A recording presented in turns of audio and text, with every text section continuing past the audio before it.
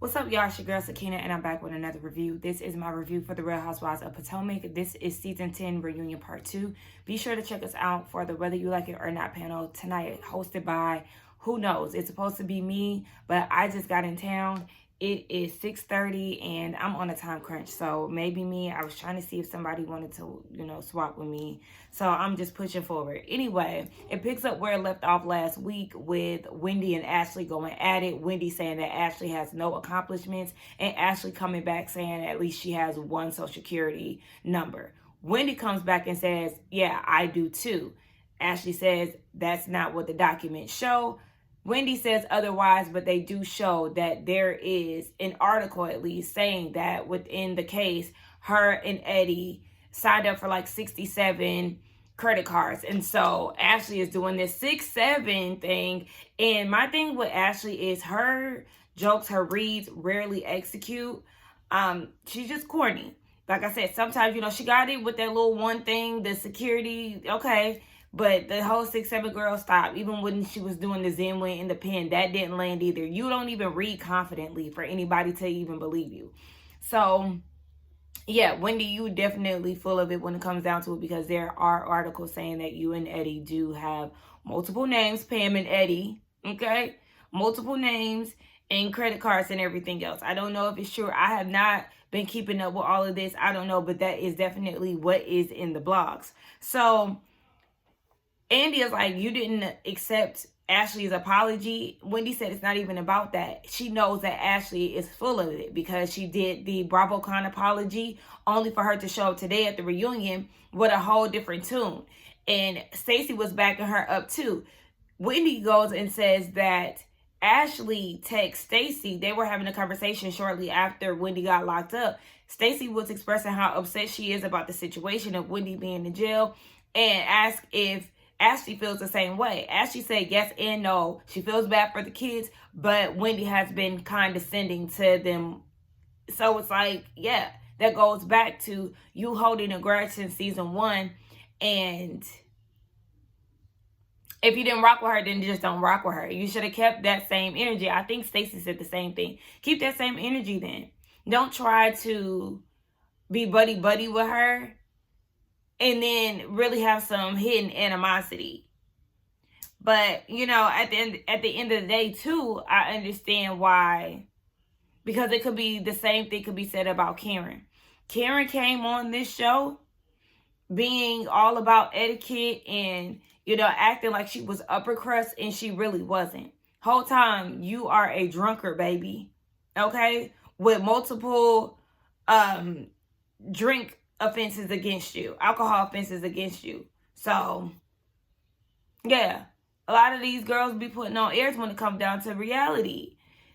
Wendy, yeah, she was condescending to some ladies, and she was condescending to Ashley because Ashley was coming at her crazy. At the end of the day, Ashley is fake. She's full of it, and you can't believe her. I feel like Wendy should have seen the way that Ashley handled Candace. It should have tread extremely light. But I don't understand what it is about Ashley and Giselle that the girls just fall into. But there's plenty of examples as to why you should not trust Ashley. Ashley says she's not losing sleep over what Wendy got going on. She apologized about what she said and how it may have affected the kids. I was with Wendy. Girl, my kids don't even know you to be affected. Like, shut the hell up. I hate when people be acting like that. Like, don't act like you do me no favors or, making yourself look like you in a good light by apologizing on behalf of making the kids feel some type of way. Girl, gone. So Ashley said what she's come to realize in this group is that she needs to be more aware of people's sensitivity and their boundaries. I said, ding, ding, ding, that's the problem. You don't have any boundaries. We can go back and run the tapes back. You don't have any boundaries when you looked up Robin's information, season 1, about her finances. That was a serious situation. The man took the money and offed himself. And then Monique, the whole drinking, and that's the reason why she lost her baby. Yeah, that was messed up. You brought Deborah on the show to lie on the husbands. You're nasty. You're rude. You're disrespectful as fuck. And you need to be cussed out. So, yeah, you don't have any boundaries. We can also run back those tapes of your husband and his ass touching. Again, birds of a feather. Y'all both lack boundaries, and that's the issue. So Giselle chimed in and was saying, you know, the whole catfish thing, the eviction thing, had it been any other season, essentially, that would have been like water off of a duck's back. It would have been nothing. But just like Angel said, she's a black woman. Black women are not a monolith.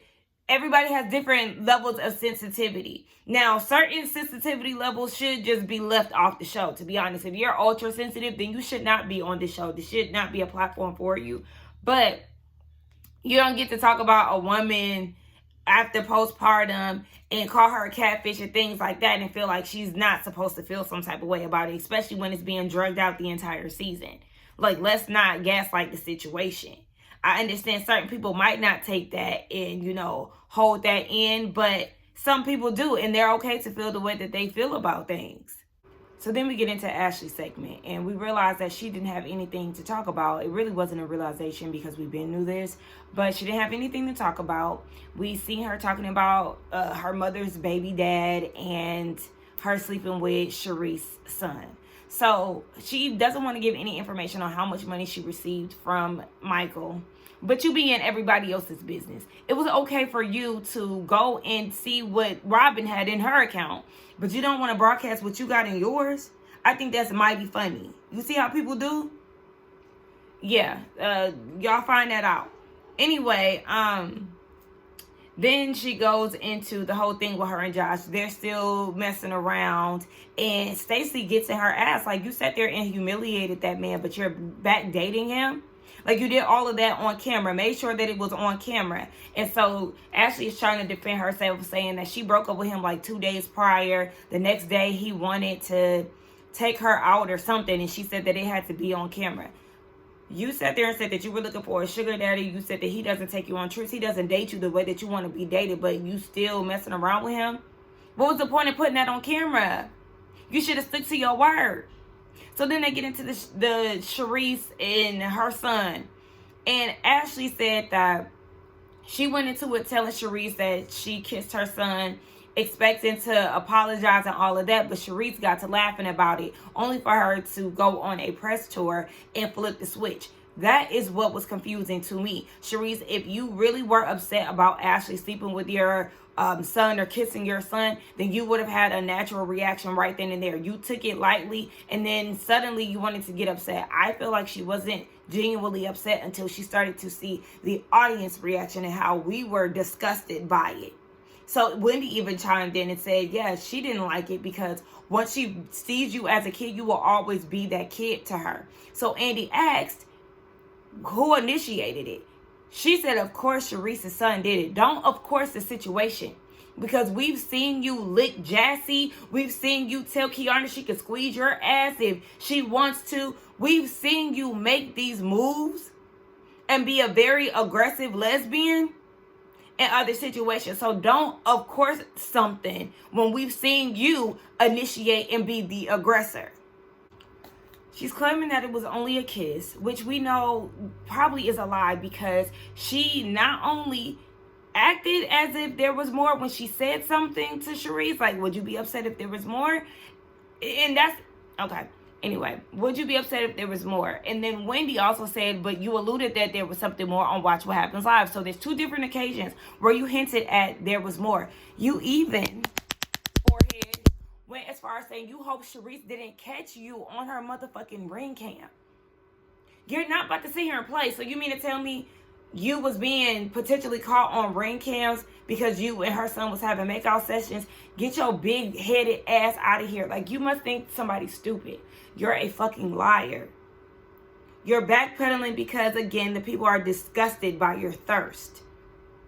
So then she says that Sharice is always hinting at Ashley getting with her son and saying that, you know, they would be good together, whatever the fuck it is. Always hinting at Ashley getting with her son. So my question to you, Sharice, because Giselle was backing this up too.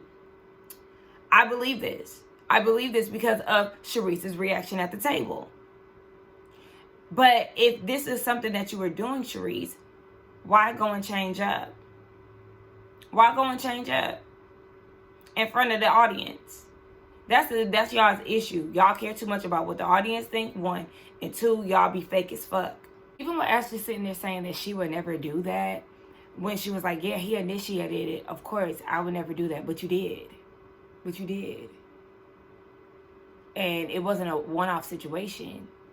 Y'all were clearly, y'all had a thing. I don't know how long it was, but yeah. And I'm going to be straight up. I don't care about Ashley's sister to be mentioned at the reunion. We were never invested in her sister's storyline. A lot of people just now seeing her sister for the first time. Season 10 years in, we just now seeing your sister. I remember her being in clips like back in the day, but I'm saying people are not invested enough to care about an update on how she's doing. We don't even care about her drunk ass daddy because, again, we've never seen him on the screen. Let's move on. She doesn't have anything to talk about. So it's not your business to tell if the rehab took for your stepdad, but it's your business to be airing your mama out all these years about said man and how he had your mama living in crazy conditions.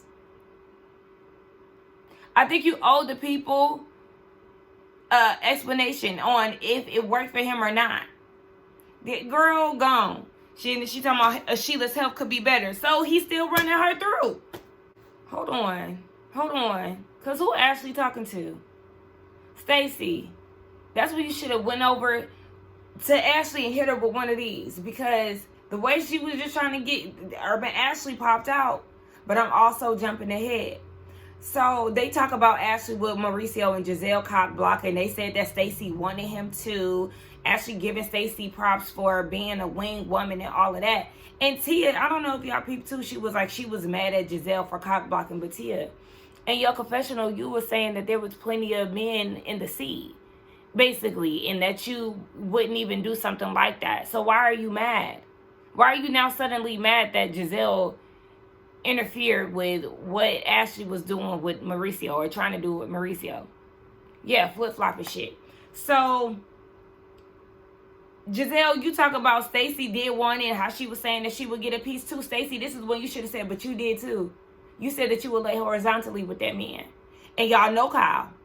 And then Giselle, you also ran back and told Kyle that Ashley was trying to talk to him, but you ain't tell her what you said. You didn't tell her what you said. Yeah, you bitches don't have any girl code, because I would not even be looking Mauricio's way. Yes, he is fine and all of that, but still, that is a fellow housewife husband, not even ex-husband. Y'all lack girl code, and that's the end of that. So then there's some type of word on the street that Ashley is dating a politician, and Stacey finds that impossible. So Ashley is looking over like, excuse me, what do you mean by that? Stacey's response was because she's messing with her castmate's son. I honestly think that response was very weak. Stacey, what you should have said is, I do find that very impossible, but possible at the same time, being that what's going on in politics and in the White House, you might just fit in with the SA allegations that your husband is facing. We have a SA offender in office along with his slut whore wife. So you know what? You actually might fit in just fine, Miss Ma'am. That's what you should have said, Stacey, because that Sharice thing fell flat for me, boo. It didn't hit hard. Come harder than that. Because no. Ashley, you being an upstanding person and having a pop out of Urban Ashley saying that she better shut up with her stink ass breath or whatever she said. No, ma'am. Y'all can get enough of letting Urban Ashley pop out. Y'all need to start checking her ass real quick. Y'all know how I feel about Urban Ashley and the lack of authenticity that seeps through the scene. But anyway, Giselle thought that she was talking about her because she was dating a politician after the cameras went down. Again, there's so much about Giselle that we don't know. She needs to be further down the couch, because we don't be knowing shit she got going on. She don't need to be second chair, baby. Send her down to the third so she can be looking over to talk to Andy, because, girl, you don't give us anything. Kiana's still a fool. When it comes to Greg, she's still making excuses for him. Enough said about that. I don't understand why she brought the picture frame, but moving on. Kiana's relationship with Stacey, just aggressive. Kiana feels like Stacey's being a black Karen, Stacey, you know, understands the stereotypes and all those things, but she also feels like you shouldn't act aggressive, Kiana. And I'm not gonna lie, Kiana was definitely aggressive with Stacey on multiple occasions. When they went to the second Bloom party, Kiana's doing all of this in her face. Hey, hello, like, girl, calm down. You just was trying to go in on her at Giselle's house the day prior, and now you're expecting her to have pleasantries with you? No, it doesn't work that way. Angel did try to chime in and defend Kiana at one point. I think that was with the Greg situation. And Kiana was, you know, let me speak for myself. I can speak for myself. Again, just being very snarky with Angel. For what? Even Wendy brought it up and was like, how you expect this from Stacey, you know, conducting a friendship when you chin-checked your friend. And even I was with Stacey when she was like, yeah, Great Alliance, madness and sadness. Yeah, Kiana, baby, you were doing too much this season. And I wish you would have just owned that and acknowledged that. I think people would have been more on your side had you done some reflecting throughout this season and understood that your attitude was nasty. It was unprovoked when it came down to Stacey, and you were doing too much. I forgot to mention that Wendy brought a picture of her hugging Kiana at the event that they went to that Kiana claimed Wendy was swiping her at. After she got off stage, she came and hugged Kiana. She acknowledged you, sis. So yeah, Wendy is like, you failed to mention that to the audience. And Kiana's like, well, this is the size of the room. It doesn't matter the size of the room, baby, because afterwards she acknowledged you. You were upset that she did not acknowledge you, and she gave you the attention. Now, was it as long as you may have wanted or whatever? I don't know, Kiana, but baby, flop. Hate to say it. Hate to see it. Jessie came out in that god-awful dress. She then said that, Koki, hey. So she then goes at it with Kiana, and she says that Kiana took Greg from his wife and raising his kids. Is she raising his kids? For some reason, I thought they weren't really close like that. Maybe that was just my assumption because I don't see the girls like that. But Jessie, baby, sit down. Sit down. You got to sit this one out, baby. Because you doing all of this mocking Kiana. Oh, I was just waiting for a ring that I never got and blah, blah, blah. But, oh, you rushed to go get a ring from a man who had alleged babies on you and you can't even tell the story of how y'all met and got together clearly. Jessie, shut the fuck up. Shut up. You're not qualified, baby. Now, if it was somebody else, okay, maybe it would have did a little something for me. But you and those fallen roses need to give it up. Because your love story is just as dreadful as those damn flowers on that dress. I want to hear that shit from you, girl.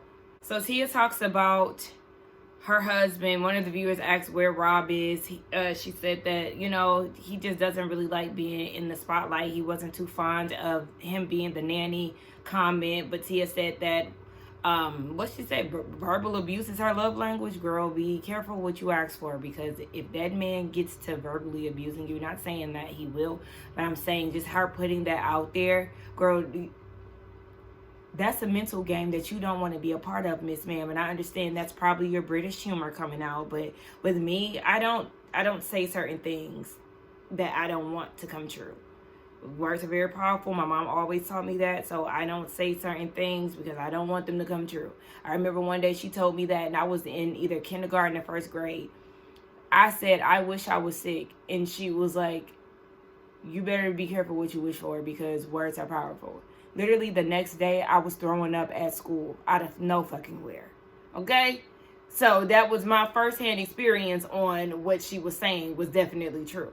Anyway, they talk about her visiting her dad's home, and that goes over into Giselle and her dad's situation and where they were with the will. We know that she lost the fight for the will. She was trying to see if she was going to be the beneficiary or his wife.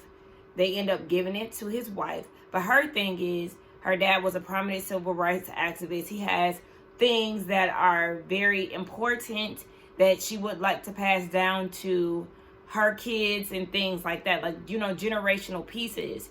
But Houston is actually building a park in his name to continue on his legacy. But let me tell you, shout out to Andrew Gabor, because he showed a picture of Giselle's stepmama.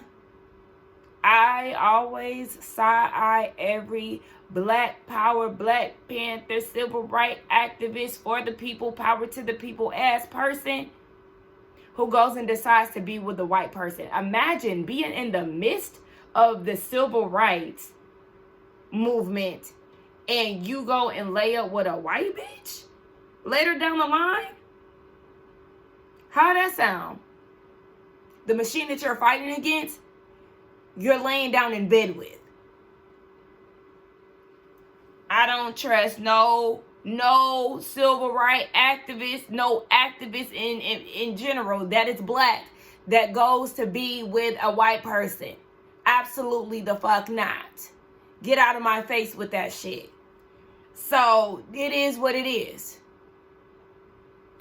Sorry that Giselle had to feel the effects of her dad's questionable decisions, but hey, he decided to give his legacy to a white woman, and guess what she's doing? Not honoring his black legacy by making sure that his black children and his black grandchildren reap the benefits of all the work that he's done.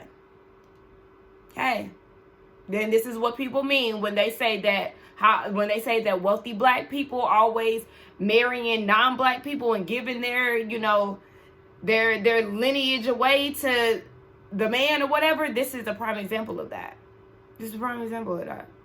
So then they start talking about Jassy and Tia, how Jassy tried to go off on Tia when they were in Nevis on some stupid shit about Mr. Sunshine flirting with her or whatever. So Jassy felt like it was inappropriate. Tia gives the backstory of how when it happened, she seen that, Jassy didn't take too kind to it. So she apologized and said, I know you don't know me like that or whatever. And they squashed it, only for them to go to dinner and Jassy goes and turns up. So it seems like Tia apologized off camera and then Jassy went and made a scene about it. And just like Tia said, you embarrassed yourself, baby. And I believe that that's what happened because the way that Tia responded, she was like, are you joking right now? I remember her saying something like, are you joking or are you serious right now? Like, girl, what's happening? So yes, it does give that y'all did have a conversation about it and then you decided to switch up once the cameras were up to give something to talk about. Jassy, you're doing too much. You are loud. You're embarrassing. Tia, she ended up trying to throw Darius in Tia's face, saying that my man is a millionaire, I guess, compared to RHOP. Okay, but RHOP also has job security, for sure. He ain't getting banged up. He ain't playing on the sidelines. Like, the NFL is a very sometimey ass sport, baby. Darius is not guaranteed to get picked up in the next go round or whatever. So I think she needs to stop throwing him in people's faces, whether it be the status of him being a professional football player or him being married to her. Like, I don't know what it is about that, but Jassy, girl, your value is very wrapped into that man and you look a fucking fool. They get into the topic of Jassy recording people. Jassy has a track record of recording people. So what Stacey was saying does seem to be true. But my thing is, Wendy, you were agreeing. Why didn't you hold Jassy accountable for that? You were in the car when they were in Colorado, doing that whole back and forth. You were too busy trying to chin check Stacey. But why didn't you check Jassy? Because you've had your own experience with her recording. That would have been a prime example of you having Stacey's back, knowing that you two have experienced Jassy recording calls. Angel has experienced it as well.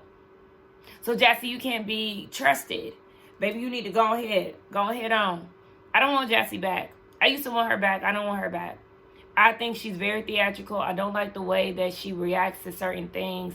She's a try hard and she always trying to throw that nigga in somebody's face. Bye. Monique comes out. That triangle looks a fool. That entire look looks a fool. She said that it was in reference to her finding herself at the pyramids in Egypt. Okay, and it fell flat. I feel like that the triangle, baby, was it made out of cardboard or something, because it was flapping in the wind? I don't know. But Andy is hyping her up, saying, oh my gosh, we enjoyed seeing you. It's been 5 years, and seeing your healing journey. Has she really healed? Has she really healed? Because she says shit like this. She's looking back, and she would put the weapon down. The weapon being the binder. Well, did you really mean that? Because you brought said binder just in case. Just in case what? I thought you healed. I thought you moved on.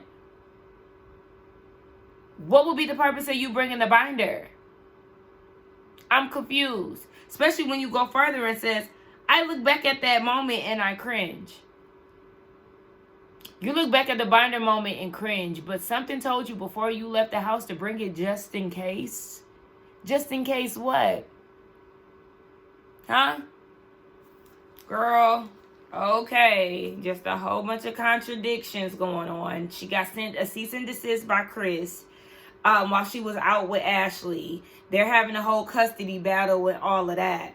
And Jassy chimes in, but aren't you in this situation because of Stacy? Monique says partially. So I guess we'll see what she means by that, because I know she is supposed to pull some type of receipt of some sort. So they get into, what's going on with her. And she said that she lost, 350 pounds of weight, which we know that she's talking about Chris Samuels. And then they get into why she wasn't on the show, basically, because Andy said that he tried to get her on Ultimate Girls Trip when they went to the Berkshires down at Dorinda's house, but she wasn't ready. She said that she had problems within her marriage, and she was still mad at production and all this other stuff. And so what made her come back is, basically being faced with those challenges to see if she's really grown or whatever. She then said, staying to yourself at home in solitude is not peace. Y'all let me know if that went over my head and I'm just sleepy and I just, I'm not digging deep enough to comprehend. But being at home in solitude is peace. If that's a safe space that you've created. If you're comfortable in that space, that should definitely be your peace. Otherwise, you're seeking that in the outside world and allowing what other people to determine what your peace looks like. Is being on the Housewives piece? No. It is definitely a test to your growth for sure. So I get what she means by that. But I'm like, are you trying to sound fake deep, sis? Because it didn't click to me. That didn't make sense to me. Like, okay, yeah. Anyway, she said her marriage taught her that she didn't love herself. She allowed herself to be depleted and overworked or whatever. Okay, so then we get into her comparing her marriage to Angel and Bobby's. Monique says that she wasn't trying to come for Bobby and Angel, but she said that she saw, they had met each other at the Pride event. They were hitting it off. Of course, they had that connection there with Bobby and Chris knowing each other. And so after the Pride event, Angel wanted to talk to Monique and, basically kind of get to know each other or whatever. So then they go to Colorado and she's seeing certain things that reminded her of her marriage. She just felt like, there's a lot going on that she might need to nip in the bud. I understand that, Monique, but if you were very genuine about the concern, you would have talked to Angel about it. You talked to everybody but Angel. You talked to everybody but Angel about that. And wag to wag, you should have had that conversation with Angel privately if you felt that way. It could still been on camera, but if you felt like y'all were building something and really bonding, then you should have given her the decency to have it one-on-one instead of trying to create this narrative that you continuously spoke about, to the point where now you feel like Bobby was being rude because he didn't say nothing to you. I guess, I don't know if it was at the reunion or whatever. So what? He don't fuck with you. He don't fuck with you because, yes, you are trying to paint this narrative of him that you don't even know about. You don't know anything about their marriage. Even Tia and Kiana was like, he was more of a host to them when they went to Colorado than Angel was. So you can't speak on things that you don't know. Again, you kept trying to cover your ass by saying, I don't know if they're like this. But then you would say, I know. I'm experienced firsthand. I know what it's like. But you don't know if that's her situation. Like, you kept speaking out of both sides of your neck, baby. And that wasn't your place. So then, of course, they got into the whole did Stacey date Chris thing. Stacey, you definitely implied that you went at least on a date with Chris when you said that Timo was, you know, y'all was living separate lives. He was seeing other people and you were too. Chris was one of them. You said that. You said that. You said that. But just like Monique said, it wasn't whether she dated him or not. It was the fact that she was being open and honest and things were going back to him. And she pulled out her phone and was like, yeah, I know that y'all won't be able to show this, but at least y'all could be able to see this. And she got to passing the phone around or whatever. So it sounds like it's something that's probably going to get Stacey caught up. And I mean, if it comes out that she is the one who was sending Chris things that Monique said or whatever, then she is out of order. Still, you're out of order. So I guess we'll see how all of that goes next week. It's actually T who is going to be hosting the panel today. As much as I wanted to, you know, end the season, you know, with Potomac and doing the live, it just, today was kind of busy. I had to come home and get some things in order here. Being gone for a few days and stuff. I actually went to go see New Edition. I seen New Edition, Tony Braxton, and Boyz II Men last night. The tickets were extremely expensive in Atlanta. So, you know, me also being a Buckeye, I went to Cleveland to go see the show. So, yeah, I flew back in today and I got here this afternoon. Again, had to do a few house things and all of that. Run a few errands, and then I got here, and yeah, we're here. So I wasn't able to host the panel like I would like to, but make sure that y'all tune in to T's channel. Like, comment, subscribe, hype the video. Y'all tell me what y'all thought about the review and the episode, and I will see you on the next one. Bye.